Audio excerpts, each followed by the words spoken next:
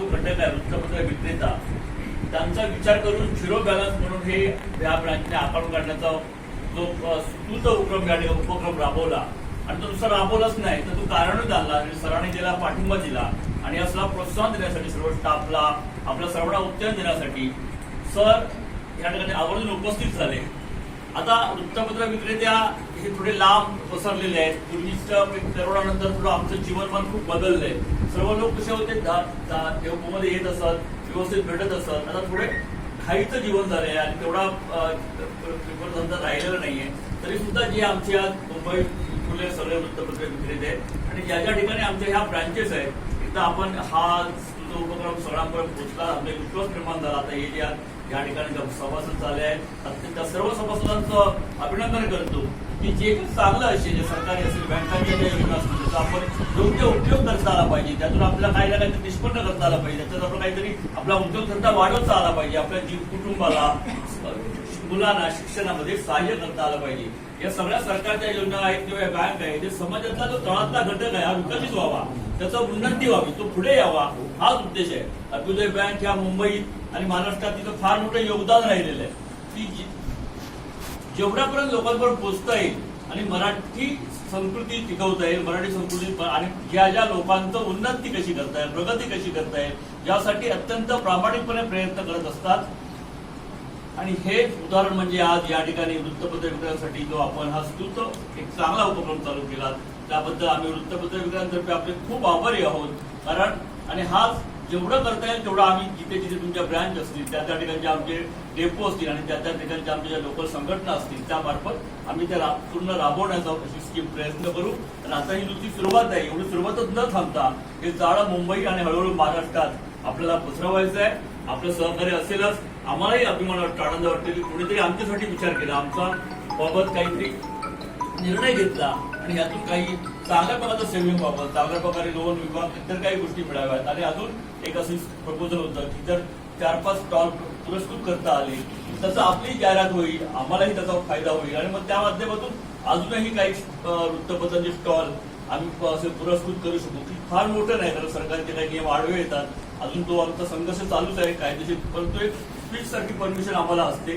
तर त्या प्रकारे जर आपण आणि मग सरकारी काही सरकारच्या अधिकाऱ्यांशी बोलून, महानगरपालिका अधिकाऱ्यांशी बोलून आपण त्याची परमिशनही काढू शकतो. कारण पानबिडी हा व्यवसाय कधी कधी अनधिकृत आहेच ते स्टॉल, पण काही कंपन्यांनी ते पुरस्कृत केले आहेत आणि त्या ठिकाणी चालतायत आपण बघतो.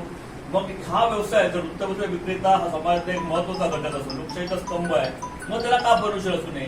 तर आपण आणि आम्ही आणि काही कंपन्या मिळून हे करायला हवं. आणि एकदा सुरुवात झाली तर एक क्रांती घडेल ज्यामुळे आपली चांगल्या प्रकारे स्वस्त आणि मस्त ऍड होईल आणि आम्हालाही त्याचा फार मोठा फायदा होईल. की कारण ऍडव्हर्टायझिंगसाठी लाखो करोडो रुपये खर्च केले जातात. तसं न होता अत्यंत स्वस्तामध्ये ही जाहिरात उपलब्ध असेल आणि फार मोठा छोटा मोठा अप्रत्यक्ष आधार आमच्या त्या स्टॉल सारख्याला वृत्तपत्र विक्रेत्याला मिळेल आणि ज्या माध्यमातून एक जाळं पसरलं जाईल या आपल्या बँकेचं जे संपूर्ण कानाकोपऱ्यात आणि मुख्य ठिकाणी आमचे जे वृत्तपत्र विक्रेते व्यवसाय करतायत त्यांचाही फायदा होईल आणि आपली सुद्धा प्रसिद्धी होईल. आपण सगळ्या स्टाफचं पुन्हा एकदा अभिनंदन करतो आणि धन्यवाद. जय हिंद, जय महाराष्ट्र. विचार साळस्तेकर जुन्नर ऑफिस आमचं पॅट्रोल आहे. त्या दिवशी मला सुजाता मॅडमचा फोन आला ते म्हणाला वृत्तपत्र मुंबई वृत्तपत्र विक्रेते महासंघ यांचं सगळे आपले आहेत विक्रेते तर त्यांचं अकाउंट उघडायचं ते झिरो बॅलन्समध्ये उघडा असं त्यांचं होतं. तर ते नक्कीच मी लगेच हो म्हटलं आणि ताबडतोब आम्ही ते अप्रुव्हल घेतलं एमपी साहेबांचं. एमपी साहेब म्हणाले तुम्ही अप्रूव्ह करून टाक ताबडतोब आणि त्यांचं आधी पहिलं अकाउंट उघडा.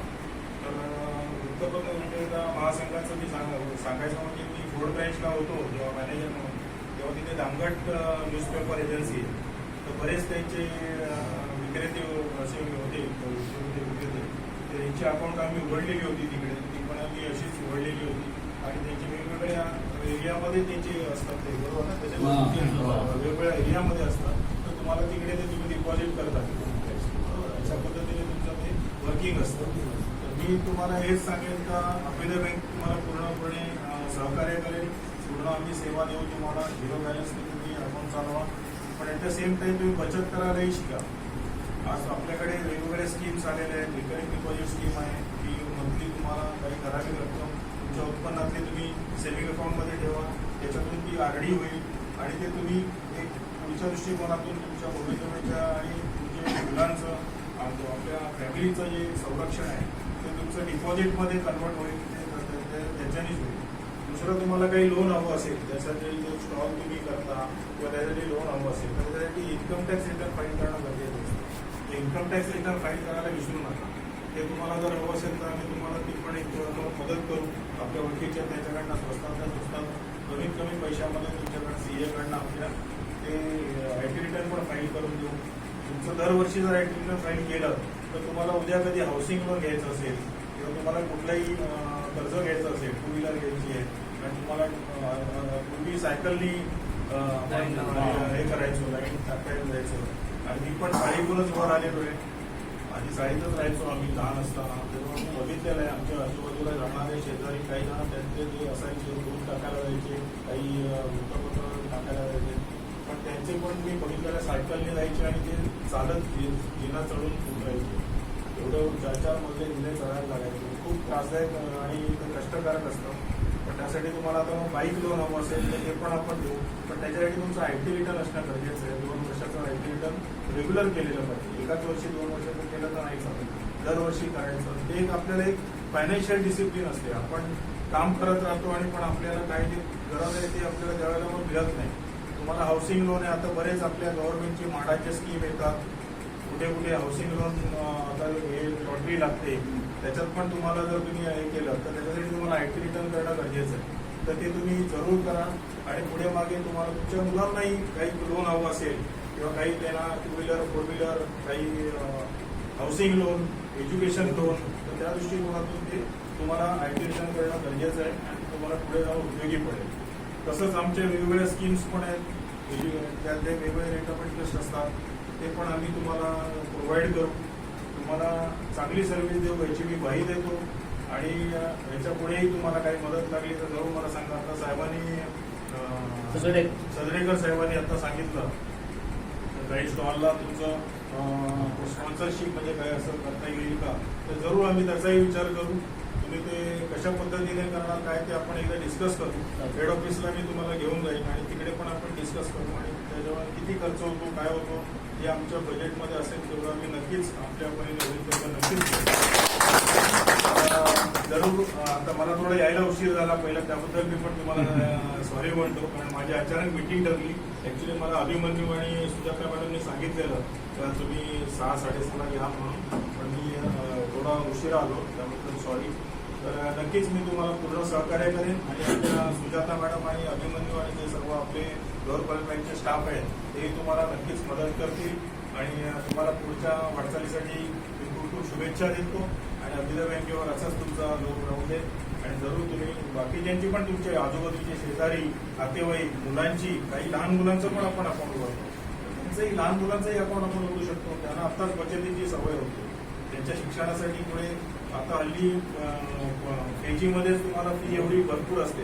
हल्ली मुलं इंग्लिश मिडियमला जातात, क्लासेस असतात त्यांचे, तर त्यांना त्याच्या हिशोबाने पण एक रिकरिंग डिपॉझिट ही स्कीम चांगली आहे. त्या हिशोबाने पण तुम्ही विचार करा आणि जरूर आपल्या अभिदय बँकेला मोठं करा आणि तुम्ही मोठे व्हा. धन्यवाद. अभिदय बँकेचे DGM मुंबई डिव्हिजनचे तुषार साळस्तेकर, आपल्या बृहन्मुंबई विक्रेता संघाचे कार्याध्यक्ष मधुसूदन सदरेकर, विश्वस्त पाटील, राजन पेंडुरकर, जयू गपळे, कानडे, सर्व उपस्थित पदाधिकारी, विक्रेते बांधव, त्याचबरोबर या ठिकाणी फळांचा अभिदय बँकेचा आलेला सर्व स्टाफ, सर्व विवरण जे काय होती माहिती जी होती ती साळस्तेकर साहेबांनी सांगितलेली आहे. त्याचबरोबर आमच्या ज्या काही अपेक्षा आहेत त्या सुद्धा सदरेकर साहेबांनी सांगितलेल्या आहेत. अभिदय बँक ही फार तशी जुनी आहे. माझ्या माहितीप्रमाणे जवळजवळ 110 ब्रँचेस त्यांच्या गोवा, महाराष्ट्र आणि कुठे कर्नाटक 4-5 स्टेटमध्ये ही बँक बसलेली आहे. या बँकेचं 1981चा मी सभासद आहे, शेअर होल्डर आहे. माझ्या घरात 4 शेअर होल्डर आहे अभिदय बँकेच्या. सांगण्याचं तात्पर्य काय, 1981 साली मी 30,000 कर्ज घेतलं आणि त्या 30,000 1 BHK मी गोरेगावला घेतला. 30,000 घेण्यासाठी सुद्धा मला त्यावेळी ओळख लावायला लागायची. मी एकनाथ साठम म्हणून तिथे जे डायरेक्टर होते ते माझ्या नात्यात होते. आता तसं राहिलं ना. आता बँका तुमच्या दारोदार येऊन सेवा देत आहेत, अकाउंट तुमच्या घरोघर येऊन उघडत आहेत. ज्या ज्या काही त्यांच्या स्कीम आहेत त्या तुम्हाला समजावून सांगतात. ऑनलाईनचा जमाना आहे, इलेक्ट्रॉनिकचा जमाना आहे. त्यामुळे त्या 30,000चा आज मी जवळजवळ 3 कोटी मध्ये कन्वर्ट झालो. कारण त्यावेळी 1 BHK घेतला, त्याची किंमत वाढली. 5-10 वर्षांनी त्याची आणि किंमत वाढली. 3 शिफ्टिंग केल्या. पहिला ग्रँट रोडला होतो, नंतर परळला आलो, नंतर मुलुंडला गेलो. आज 3 कोटीचा फ्लॅट मी त्या 30,000मुळे घेऊ शकतो. सांगण्याचं तात्पर्य हे आहे. म्हणून अभ्युदय बँक ही माझ्या जीवनाचा एक अविभाज्य घटक आहे. आता माझा मुलगा सुद्धा अभ्युदय बँकेचा, अभ्युदय बँकेची युनियन आम्ही बरीच वर्ष चालवली अडसुळांच्या नेतृत्वाखाली. आणि आता थोडी मध्यंतरी अडचणीत आली बँक, पण आता पुनश्च ती सावरते आहे. आणि आपण सर्वांनी आज विक्रेते आमचे नाही म्हटलं तरी साहेब मुंबईमध्ये 15,000 विक्रेते. थोडी कोरोनामध्ये आम्हाला झळ पोचली. बरेचसे विक्रेत्यांनी धंदा बंद केला, कारण कोरोनामध्ये तशी परिस्थिती तशी होती.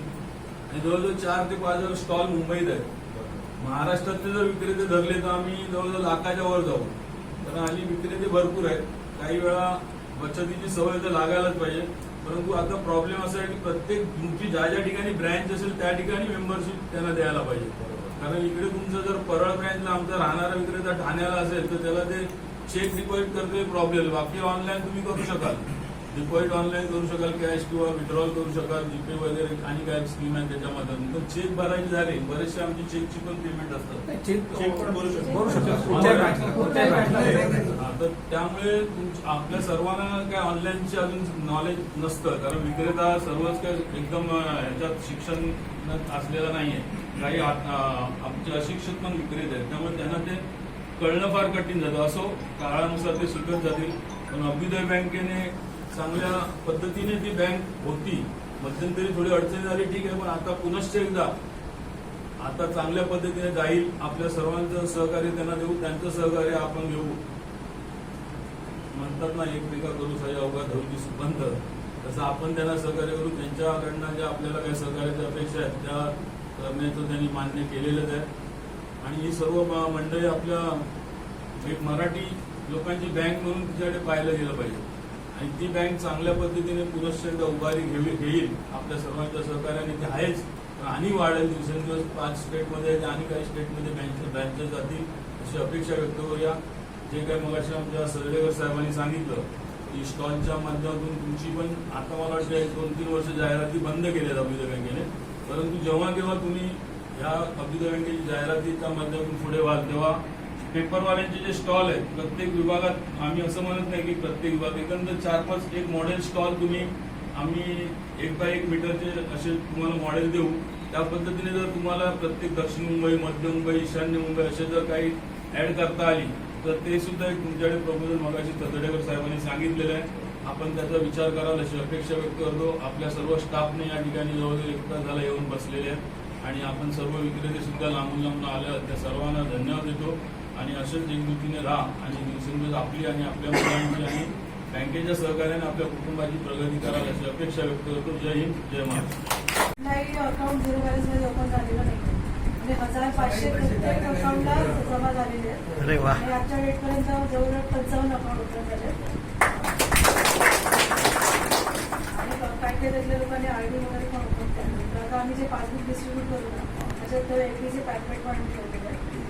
तुम्हाला आरडी किंवा एफडीचे बेसिक साठी वगैरे असेल फक्त आम्हाला कॉल केला तरी आम्ही या ऑफिसमध्ये येऊन सुद्धा हे अकाउंटचा करू शकतो.